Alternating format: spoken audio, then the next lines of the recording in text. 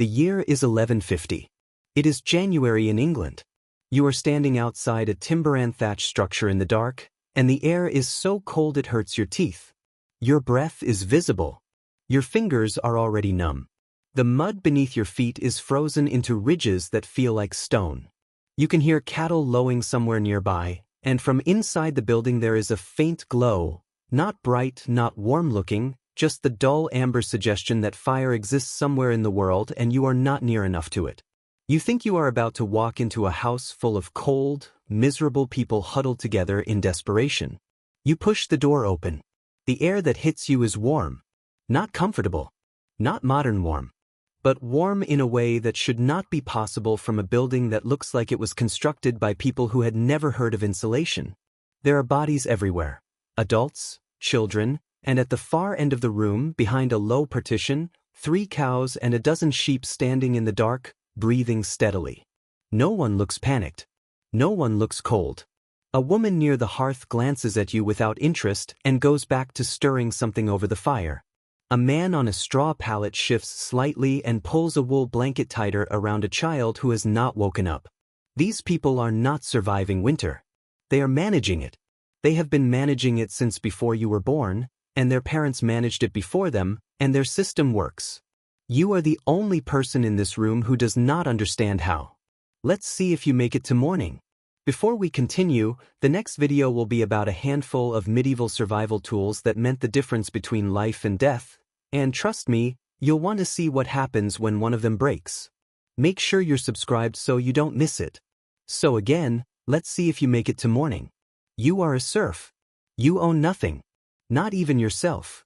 The land you work belongs to the lord of the manor. The crops you grow belong to the lord of the manor. Roughly 3 days of every week, your labor belongs to the lord of the manor. The remaining days are yours, which sounds generous until you realize that those days are the only time you have to grow the food that keeps your family alive through a winter that lasts from November to March. You cannot leave this land without permission. Leaving without it is not rebellion. It is a criminal act, prosecuted in the Lord's own court, by the Lord's own reeve, under rules the Lord established. You pay taxes in grain, in livestock, in labor. The church takes 10% of everything you produce on top of that. God's cut comes before yours. What you have left is what your family eats, wears, burns, and sleeps under. Your life expectancy is roughly 35 years, though that number is dragged down hard by children who do not make it past 5. If you reach 20, you may see 55. Maybe. Your relationship with cold is not philosophical. It is architectural, nutritional, behavioral, and biological. You do not have the option of being unprepared for January. The people who were unprepared for January are not here anymore. Today we'll test whether you understand their system, the one that keeps bodies warm, bellies full, and livestock alive in a country where the ground freezes solid for months and the sun sets before you have finished working. You have already started losing because you do not yet know the first rule. Winter does not begin in winter. Winter begins in November. What you are living through right now was decided 2 months ago. The first rule of surviving January is that January's food was planned in October. Specifically, it was planned around Martinmas, the feast of Saint Martin, November 11th, which is not just a religious occasion. It is the hinge of the entire cold season food calendar. This is the day you slaughter the animals you cannot afford to feed through winter. Not all of them. Not randomly. You do the arithmetic. You count your hay. You count your grain. You calculate how many head of cattle, how many sheep, how many pigs can survive on stored fodder until the grass returns in April. The rest die on Martinmas, and their death is not waste. It is the most important act of resource management you will perform all year. The meat is salted immediately. Every scrap of fat is rendered. Offal is eaten fresh or preserved. Hides are set aside for leather. Nothing is discarded because nothing can be.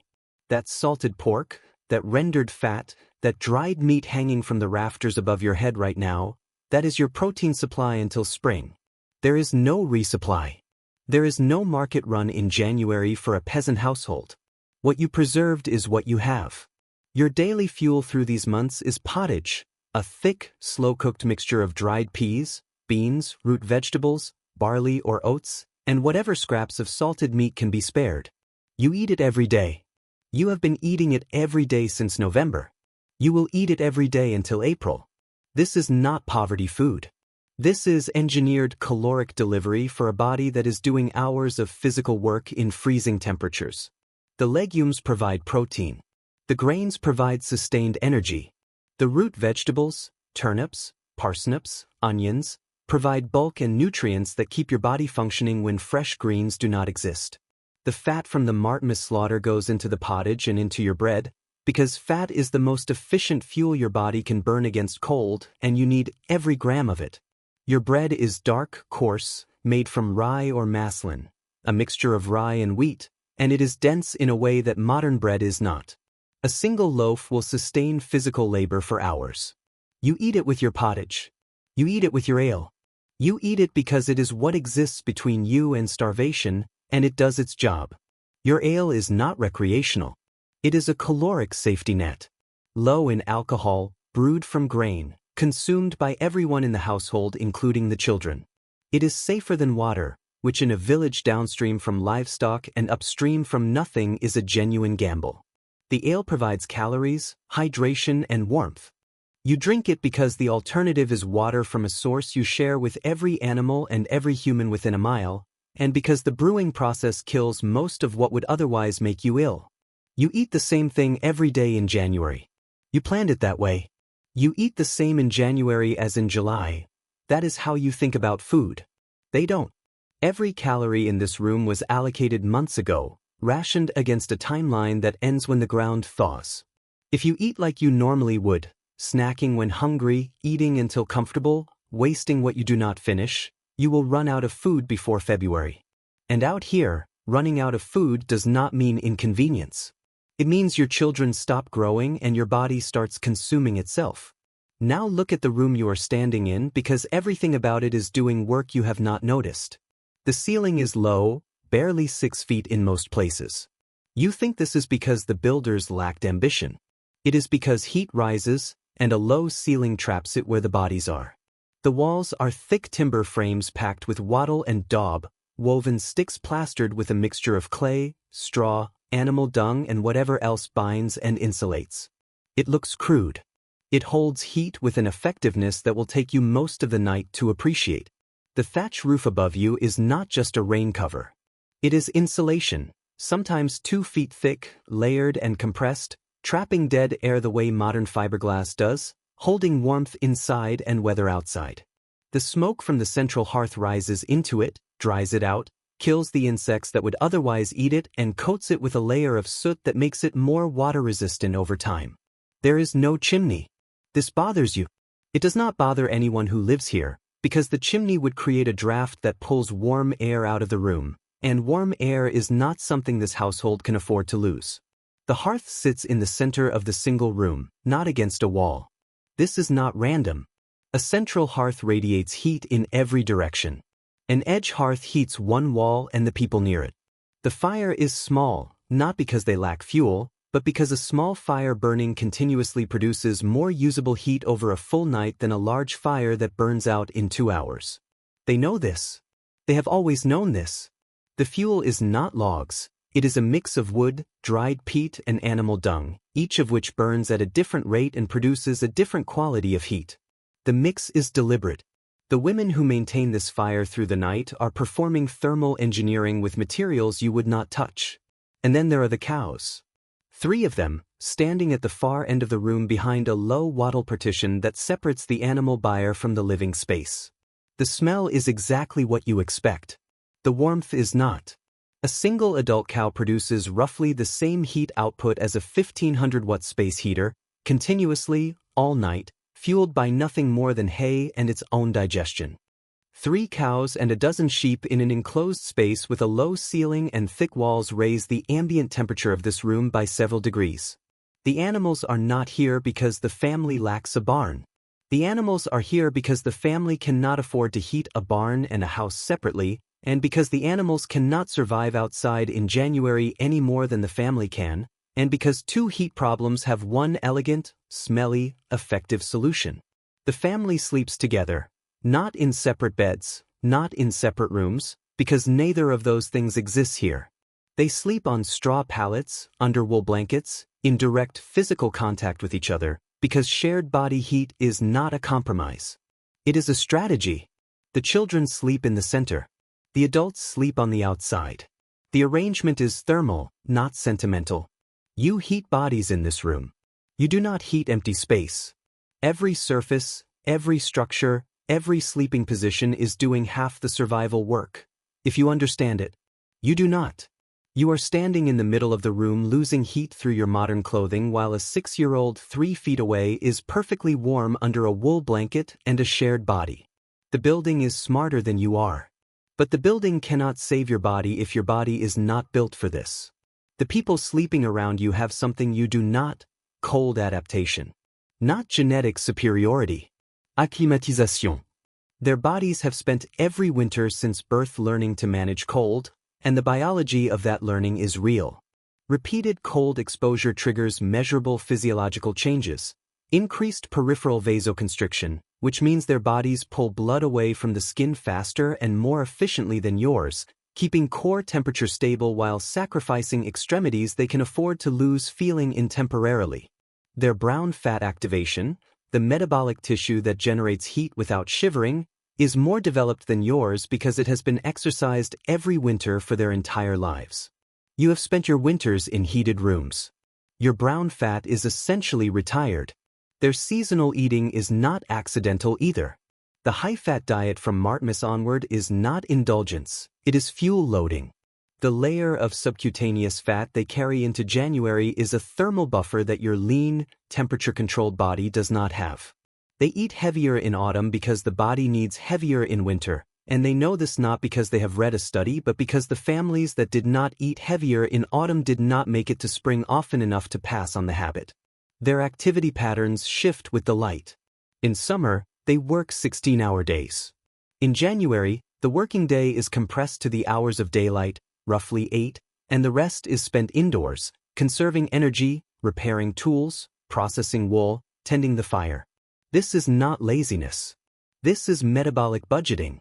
Every calorie burned is a calorie that must be replaced from a food supply that is not being replenished. When they get sick, and they do get sick, because January is when illness thrives in close quarters with poor ventilation and suppressed immunity, the medicine they receive is built on humoral theory. The 4 humors: blood, phlegm, yellow bile, black bile. The framework is wrong. But the treatments that emerge from it are not always useless. The herbalist who doses a fever with willow bark tea is administering a crude form of aspirin and getting results for reasons she would explain entirely differently. The instinct to keep a sick person warm, fed and resting is sound medical practice justified by a completely incorrect theoretical model. The bloodletting, on the other hand, is exactly as counterproductive as it sounds, draining blood from a body that is already fighting infection in a cold environment where every resource matters. They do it with complete confidence. It makes things worse almost every time. Your body is the weakest part of your system right now. Theirs have been in training for this since birth. You have been in climate control since birth. The gap between your cold tolerance and theirs is not cultural. It is biological. And biology does not care about your opinions. The church bell rings before dawn, and you realize that even the schedule of this life is not random. The priest at the village church is the timekeeper, the calendar, the authority on when you work, when you rest, when you eat, and when you fast. The fasting calendar, Advent through Christmas, Lent through Easter, the Ember Days, the Rogation Days, the vigils before feast days, restricts your diet for roughly a third of the year. You think this is purely spiritual. It is also, whether by design or by accident, a resource management system of extraordinary effectiveness. The Advent fast begins in late November, precisely when the Martinmas meat supply is newest and most abundant. By restricting meat consumption during the weeks when the temptation to eat freely is strongest, the fast stretches the preserved food supply deeper into winter. Lent begins in February or March, precisely when stored food is at its lowest and the new growing season has not yet started. The fast does not create food. It rations it. It imposes collective discipline on a community that cannot afford individual excess, and it does so with the absolute authority of God behind it, which is considerably more effective than a suggestion. The feast days, Christmas, Candlemas, the saints' days scattered through the calendar, are not just celebrations. They are pressure valves. They give a community that lives in genuine deprivation for months at a time specific, sanctioned days when the rules relax, the ale flows, the salted meat comes out, and the darkness of January is interrupted by something that feels like abundance even when it is modest by any external standard. The Church does not merely bless the system. The Church is this system. The priest who tells you when to fast, when to feast, when to slaughter and when to plant is performing the same function as the village calendar, the agricultural almanac and the community rationing board, all wearing the same vestments. What looks like belief is also system regulation. You cannot opt out of it. Opting out is not a lifestyle choice available in 1150. It is heresy, and heresy has consequences that make winter look gentle. Their survival system is cultural, not optional. It is woven into every institution, every ritual, every rule they live under. And it works, not because God designed it, but because communities that did not regulate their behavior this way did not survive enough winters to be here arguing about it. Everything you have seen so far, the food, the architecture, the biology, the calendar, is the system working. Now here is what happens when it doesn't. A bad harvest is not an inconvenience for a serf household. It is a cascading failure. The arithmetic is simple and merciless. A poor summer means less grain. Less grain means less bread, less ale, less fodder for animals. Less fodder means more animals slaughtered at Martinmas, which sounds like more meat now but means fewer animals in spring, fewer cows for milk, fewer sheep for wool, fewer oxen for plowing. Fewer oxen for plowing means a worse harvest next year. The cycle does not correct itself. It deepens. The Great Famine of 1315 to 1317 will demonstrate this with continental precision, 3 consecutive years of failed harvests driven by relentless rain, cold summers and waterlogged soil. Grain prices will increase by 800% in some regions. People will eat their seed corn, which means they will have nothing to plant when the weather finally breaks. Reports from the period describe people eating bark, eating grass, eating things that are not food by any definition, and in some documented cases, eating each other. That famine is 165 years away from where you are standing, but the vulnerability that makes it possible is in this room right now. Disease in January is not a single threat. It is a multiplier. A respiratory infection that a well-fed body in summer would fight off in a week becomes a killer when the body is running on ration pottage, sleeping in a smoke-filled room with 15 other people and 3 cows, and has no access to anything that would actually treat the underlying infection. Dysentery from contaminated water, always a risk, worse in close quarters, strips fluid and nutrients from a body that cannot afford to lose either. A child with a fever in this room is not an isolated medical event. It is a resource crisis. The sick child needs more food, more warmth, more attention, and all 3 of those things come directly from the supply that is keeping everyone else alive. The woman stirring the pottage is not just cooking. She is triaging. She is deciding every day how to distribute a fixed supply of calories across a variable number of mouths, some of which need more than others, none of which can be allowed to go without entirely. If the system holds, if the harvest was adequate, if the Martinmas calculations were right, if the salted meat lasts, if no one gets sick enough to drain the reserves, you will make it to April. If any single variable fails, the margin disappears. 2 variables, and you are eating the seed grain. 3, and you are not eating at all. The system works. It has worked for generations. But it works the way a rope bridge works. 1 strand at a time, and you do not find out which strand is load-bearing until it snaps. So here is your verdict. You are lying on a straw pallet in a dark room that smells like wood smoke, animal dung, and the accumulated warmth of 16 bodies. You are alive. You are warm enough. You are fed, not well, not generously, but fed. The cows at the end of the room are breathing in slow, heavy rhythm, and the heat they produce is real, measurable, and free. The woman by the hearth has kept the fire burning all night on a fuel mix she learned from her mother, who learned it from hers. The wool blanket over you was shorn, spun, woven, and finished by hands in this village, and it is doing a better job than anything in your wardrobe at home.